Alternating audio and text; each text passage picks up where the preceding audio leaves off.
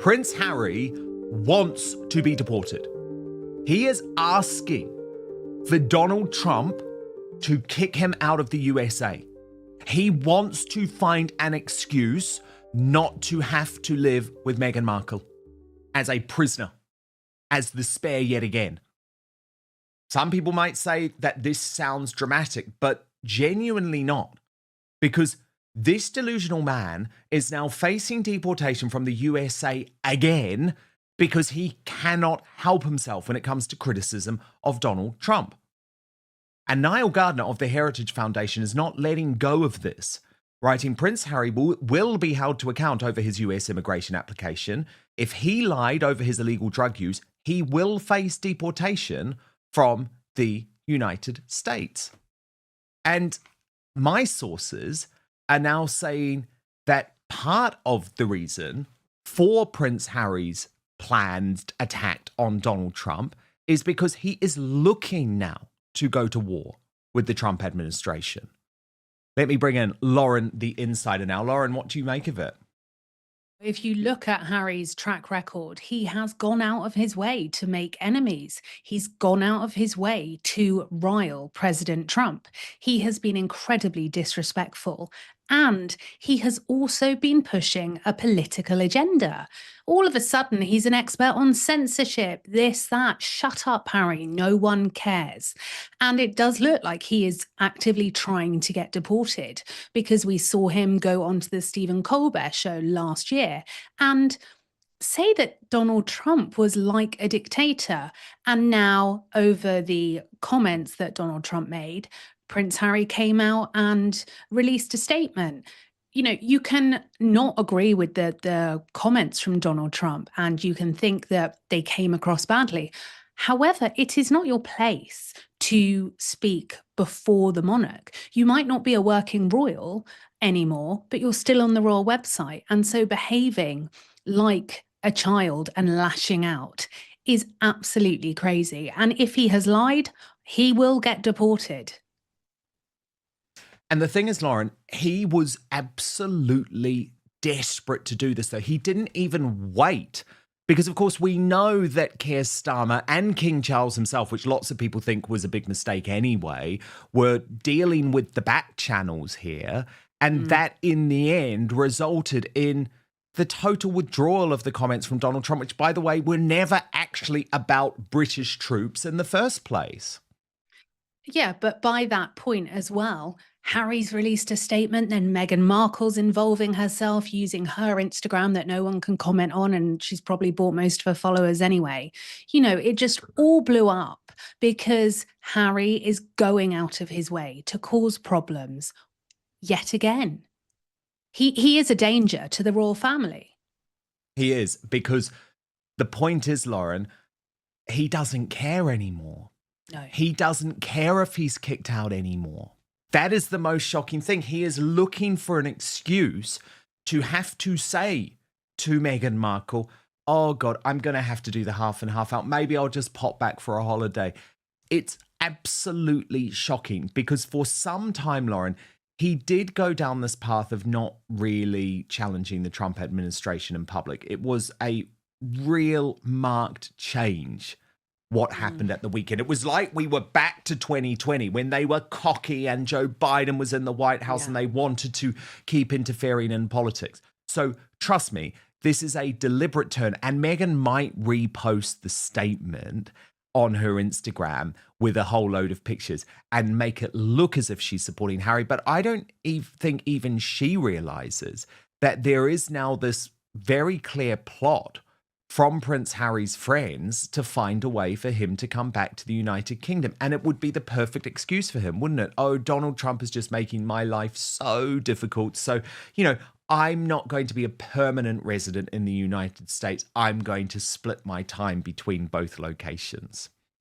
Well, look, Harry always wants the best of both worlds. He always wants to be half in, half out without actually putting the work in. So we will be in a position where we end up paying for his security. He will pop back. We'll be paying for all of this, I assume. And then he'll go back to America. And, you know, he's trying to rinse every single part of the lemon as he can. And so in his mind, he's probably like, well, who cares if I get deported? Because Papa will pull a few strings, and the hardworking public, they can pay my security bill, and I'll be back in the UK. Indeed, and some fascinating reporting on this too, which does really back up, I think, where I'm at. Prince Harry and Meghan Markle's Donald Trump onslaught hugely revealing. This from Jack Royston, the royal editor of Newsweek, who reports Prince Harry and Meghan launched their boldest challenge to Donald Trump since a lawsuit over Harry's visa led to warnings the president might try to kick Harry out of America. The move appears to reveal a newly confident Harry, willing to take on the US president despite his precarious status in America, where he has been under pressure over his visa in recent years. Now, I actually agree with Jack Royston's reporting there, but the question is why? Why is he newly confident? Because nothing has changed with the Heritage Foundation. Nothing has changed with the risk of taking on Donald Trump. So Jack Royston goes on, the fact that Harry is now confident enough to take on Trump so openly and directly may raise our eyebrows against the backdrop of ongoing rumors that Harry and Meghan may want to spend more time in Britain if they get police protection. Last week, Niall Garner, director of the Heritage Foundation's Margaret Thatcher Centre for Freedom, renewed calls to publish Harry's papers in a post on X. So could President Trump intervene and order the release of Prince Harry's immigration records? Definitely yes. This remains a strong possibility, he said. And that is the fundamental point, Lauren. Everyone, I think, apart from Meghan Markle, can see that Harry is trying to engineer a way out. And he's also so arrogant and entitled. Let's go back to, they wanted privacy. They wanted a life of service. It's absolute rubbish. The way he is behaving, I really hoped that 2026 would be different. Naively, yes, but it's worse. He's actually more insufferable than ever. And he's going out of his way now to get thrown out of that country. So he has to come back here.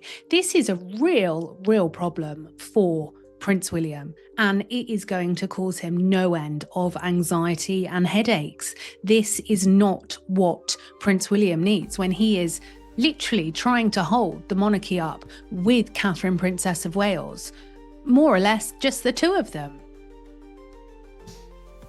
Now, Lauren, this was also the week where Page 6, which had just launched its big Californian edition, decided to do an expose on Prince Harry's life in Montecito and revealed what people like me have been reporting for some time is true.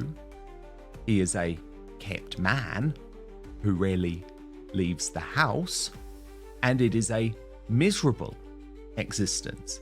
Now, this has been deeply reported by Sarah Nathan, who is the editor-at-large at the New York Post and does have many links to Team Meghan. Dan is joined by Lauren, the insider, to unpack claims circulating online about Prince Harry's future in the United States and why some reports suggest he may now be considering leaving the country altogether. Amid mounting legal pressure, visa scrutiny, and relentless media attention, questions are being raised about whether life in America has become more burden than opportunity. In this segment, we break down what's actually being reported, what's speculation, and why this narrative has suddenly gained traction. Is this about legal realities, personal choice, or a strategic reset as pressure continues to build on multiple fronts? Join the channel for fearless royal analysis, like the video, and subscribe with notifications on so you don't miss the next development. Comment below. Do you think Prince Harry's time in the U.S. is coming to an end, or is this just another media storm? She reports in some ways the prince is a glorified house husband while Markle brings home the artisanal bacon, though even that is not going as planned. Off the news that her Netflix lifestyle show has ended. The Post is told the Sussex coffers are rapidly depleting. One source in the know says that's why they've had to downsize their staffing. But I think it's the colour and the detail about Harry's life that is most damning. The source saying Harry's not really doing anything in America. It seems he is still very wrapped up in the past. Now, that's Meghan's friends who think that. They say there have been rumours that Harry is starting a business, but he and Meghan don't have the best track record. He's really great at service. Look at the success of the Invictus charity. He really should just stick with that. But I think even that argument falls down, by the way, because how can you say Harry is good at service anymore? The only example they use is Invictus. What they do not talk about is Centre Bali, is African Parks, is the Parents Network. So I just don't believe anymore that we can continue this actual lie that Harry is good at charity. He's not. He's really bad at it. And Archewell has collapsed because he is really bad at it. So then the source goes on to say, I think Harry's banking on speaking engagements for income right now. And I will show you in just one moment, a new speaking gig has been confirmed, which is mortifying for him. They then talk about, you know, the fact that Meghan is friends with Oprah still and some other people, whereas Harry really only has Nacho Figueras. All of his other friends are simply friends of Meghan. He has lost touch with his UK pals, and the source in the know said, I don't think they leave the house much. Meghan does maybe, but not so much Harry. And a local resident, Gail Pollard, did go on the record to say Harry probably came here with a lot of gusto, but a lot of it fell flat. I'd like to see him go back to England. That was the feeling in our small community. I don't care for either of them. They're not sincere. They're doing everything for fame and fortune. So, Lauren, an absolute damning picture of Harry's new life 5 years after Megxit. No wonder he wants to come back at any cost. Absolutely. And Sarah Nathan has been a prominent journalist in the UK and the US for some time. So I would pay She's broken close a lot of attention. stories on the Sussexes. Yeah, I would pay close attention to this article. To me, this reads absolutely bang on. And this is the thing. Harry has lost everything. On the surface, it's glossy and they're on red carpets. But actually, when we look at the life that they've created, we've all gone through it. And we know that it's absolute bollocks because it's built on sand. It is PR stories that are spun out left, right, and centre. And actually, there are no solid foundations to anything they are actually putting in the public domain. We've seen countless red carpet events where they have actually genuinely not even wanted to hold hands. You can see the disgust in Harry's face. So it really doesn't surprise me that he barely leaves the house and, you know, it's not panned out. Because when you're married to Meghan Markle, would you want to go out with her? Her social circle is all about, you know, who someone is, how they can advance her billionaire dream. And how depressing to live like that. How much money does this woman need? Well, as Nancy Sidley said about the new Prince Harry appearance, this is so humiliating and I'm here for it. So look at this, Lauren. I know you've been looking into this too. The IAPP Global Summit, Privacy, AI Governance, Cybersecurity Law. It's in Washington, D.C. from the 30th of March to the 2nd of April. And Harry is a keynote speaker to discuss the landscape of today's digital world and how we can reshape the future. I mean, I don't know who I'm more embarrassed for, Lauren. This summit itself, who has literally hired a thicko who knows nothing about this, because presumably they want to hawk a few tickets, or Harry, who is going to repeat the same old speech to pocket what? He'd be lucky, Lauren, I reckon, you know, maybe $250,000 for this, but this is what his life has come to. I mean, when I saw this on social media, I thought it was a joke. Dan, I had to check 3 times that this was real because I thought I thought they couldn't be worse. They couldn't do a worse talk than the Hilton last year. But this is unbelievable. He probably can't even spell cybersecurity and knows nothing about the landscape, does he really? Come on. He's not the brightest one in the box. And this just makes a mockery of public speaking because there are many people that are qualified to speak on these areas and actually should be speaking on these areas. It just makes an absolute joke of his speaking agency. And it gets to the point where you think, is he being set up for a humiliation ritual? Because he's not writing this speech. He is pushing an agenda that he probably knows nothing about. And he will get up there and speak to a room full of influential cybersecurity experts on his opinions. I mean, I've seen it all now, Dan. Yeah, his opinions, which, by the way, are completely designed, can we never forget, to shut down freedom of speech. That's what this is all about. The idea that he gives a damn about protecting children. If he gave a damn about protecting children, Lauren, he wouldn't have just washed his hands of the Parents Network. So all of this is very, very obviously about censorship. Lauren, he has already tried to censor the British press. We know the court case against the Daily Mail remains ongoing even now, and it's going to remain ongoing for a number of weeks, even though Harry isn't going to be in court. But he's failed with News UK. He's failed with the Mirror, even though he had some type of financial win. He hopes that he might close down or bring the Daily Mail to its knees. I think it's unlikely. But the reality is those newspapers have lost influence anyway. So this is why he is moving to the world of social media, because what a lot of people don't realize is it sounds very good. Oh, we're wanting to protect children by introducing some type of ban on under 16s on social media or YouTube, for example, which Australia has done. It's not about that, Lauren.